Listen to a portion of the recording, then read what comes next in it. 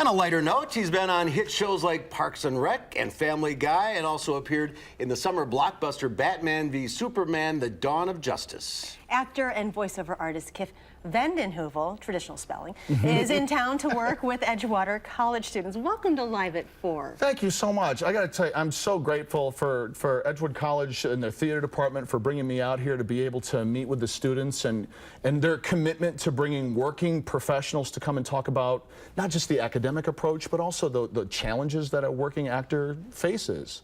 And as someone who went to a liberal arts college coming up, I can really relate to a lot of the stuff that a lot of the students are encountering. They're doing wonderful work there. It must be nice to work with these enthusiastic students. It's great. It's great. It helps remind me of the enthusiasm and excitement and desire and the hunger. I was talking to a student today about just kind of feeling like a racehorse whose gate won't open. You're so excited and have all this energy, and you still have to go through certain steps to build yourself as a performer and as a creative entity to feel ready to compete in a challenging marketplace. To be in this position that you're in now, and then to have these, I want to say kids, but young adults, you, yeah. right? Young adults come up to you because it's like, you are the, they're the sponge, and you're like, oh, they're like, give me everything that you've got. Do you see yourself like years ago being them, like, I wish I had somebody like this? Absolutely. I'm so grateful for the people who did come through our experience, whether I was in college, we had an occasional guest artist come in, but no one was really doing exactly what I wanted to be doing. And so I feel called to share my enthusiasm and encouragement for it. Everyone, growing up would tell me, well, you're the grandson of 2 pastors. You have no business entering this godless Babylon of Hollywood. And, I bought it. But I couldn't fight my own love of Eddie Murphy and Danny Aykroyd and Bill Murray and all these other comedians who spoke to me, and I wanted to do that work. And being able to work at the Second City, both in Detroit and in Cleveland and then in Chicago, and find that there's a place for me in this industry, it's been just delightful, and I love it, and I love the people I work with. The whole thing is great. You got quite a resume. How did this come to be?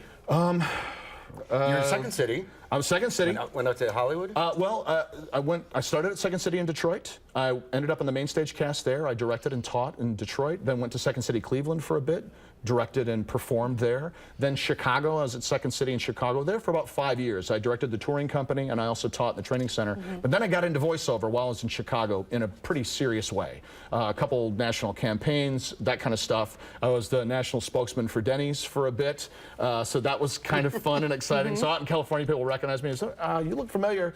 I don't know why I know you, but like, I would walk right down the barrel of the camera and talk very fast, and that was it, Super Bowl spot.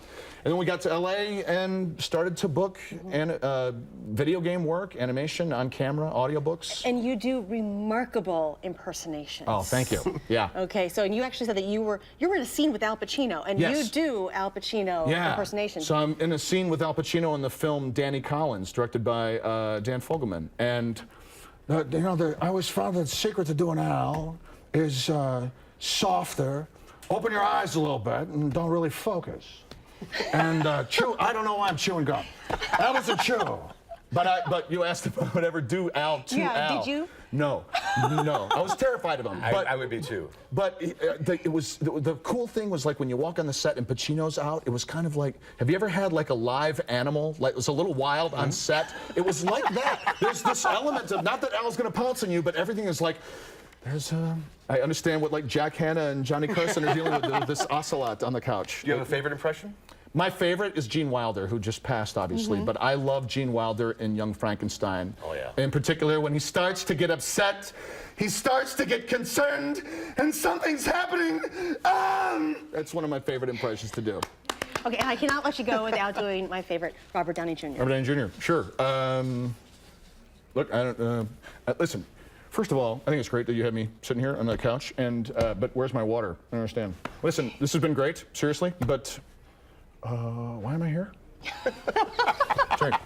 That's my Robert Downey Jr. impression. Perfect. Perfect. Awesome. Kiff. And we have my mother's maiden name is the same as They have just found each other. We may be So relatives. cool. I think we are. I think we're related. Dad? No. And on that note, Kiff, thanks for being with us today. Thank you so much. My pleasure. Welcome to Madison. Thank you so much.